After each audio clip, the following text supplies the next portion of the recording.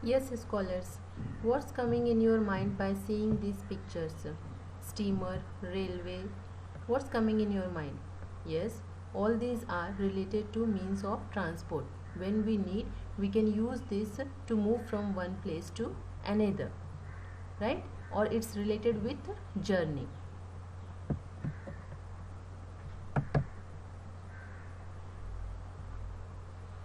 So our first lesson is related with journey, and the name of lesson is an. This story is related, or this story is adapted from the classic adventurous novel Around the World in 80 Days. This story is related to this novel.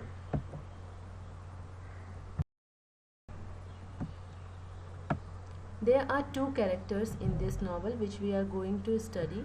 First one is Phileas Fogg. Phileas Fogg is a master.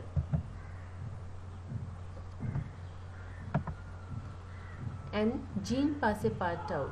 Jean Passepartout is also one character in this story who is attender of Phileas Fogg.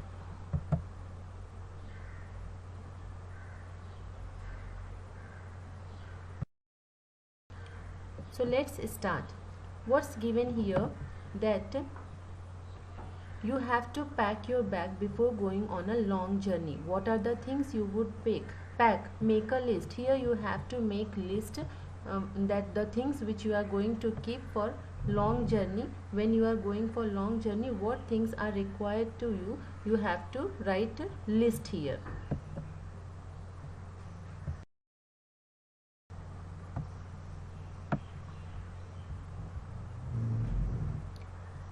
Having won 20 guineas at the club and taken leave of his friend, Phileas Fogg at 25 minutes past 7 left the Reform Club. Here we are talking about Phileas Fogg, the main character of this story. He won 20 guineas. Guineas means old coin, old gold coin in British. Okay, he won 20 guineas from in Reform Club. How he won? He won that by playing cards in club with his friends, and he said bye bye to his friends and came out from the Reform Club at 25 minutes past 7. Reform Club is a private club for the people, those who are living in London.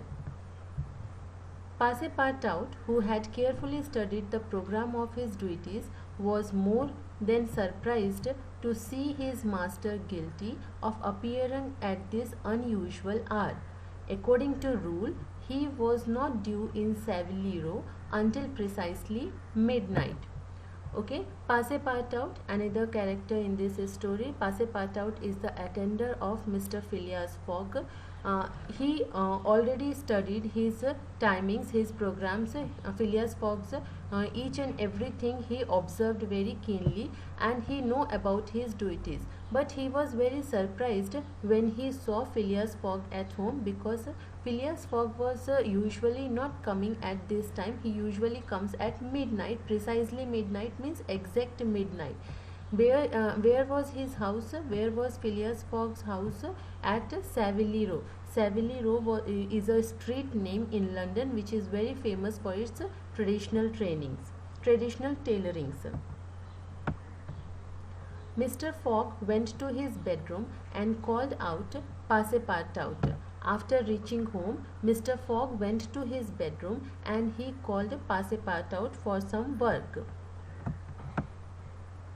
Passepartout did not reply. It could not be he who was called. It was not the right hour. When Mr. Phileas Fogg called Passepartout, Passepartout didn't reply. Why? Because usually Mr. Phileas was not calling Passepartout at this time, so he was confused. He thought that it's not the right time. His master is not calling him usually at this time.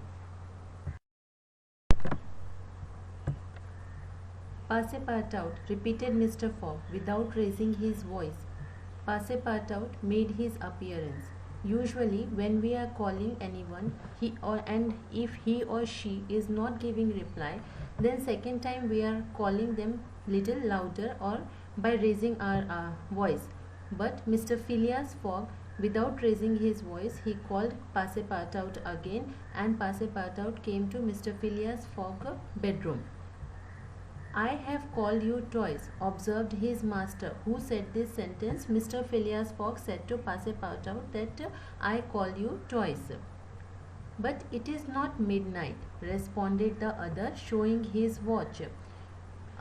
Then Passepartout said that "Yes, but it's not the correct time. Usually you are not calling me at this time, so I was confused." He said this while showing his watch. I know it. I don't blame you. We start for Dover and Calais in 10 minutes. Who said this? Mr. Phileas Fogg said that "Yes, I know. Usually I am not calling you at this time, and for that I am not blaming you. I called you here to tell you that we will move for Dover and Calais within 10 minutes.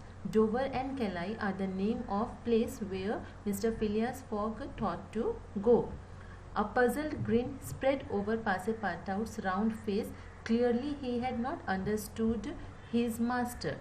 Okay, when Phileas Fogg said that we have to move for Dover and Calais, at the same time, puzzled grin spread over Passepartout's round face means he gave broad smile. Grin means broad smile. He gave broad smile to his master, but he was unable to understand his master's word. "Monsieur is going to leave home." Monsieur is a respectful word for sir. So he said to his master that "Monsieur" means "Are you going to leave home?" He was asking from Mr. Phileas Fogg. "Yes," returned Phileas Fogg. "We are going round the world." Then Mr. Phileas Fogg said that "Yes, not only I, we both are going for round the world."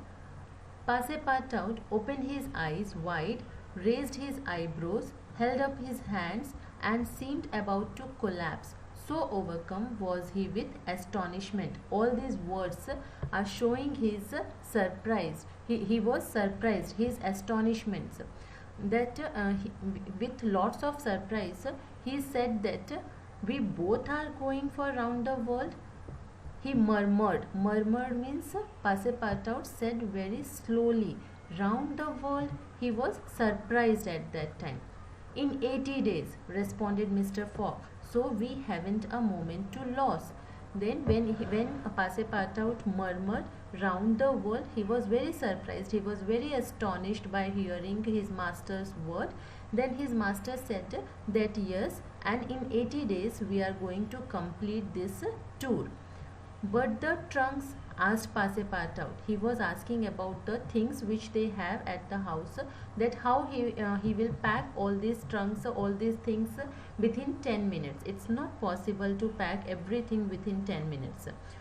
"We will have no trunks, only a carpet bag with 2 shirts and 3 pairs of stockings for me, and the same for you."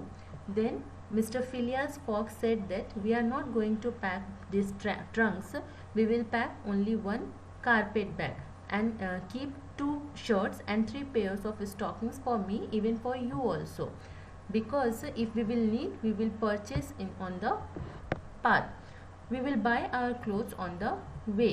Bring down my mackintosh and travelling cloak and some stout shoes. Though we shall do little walking, make haste."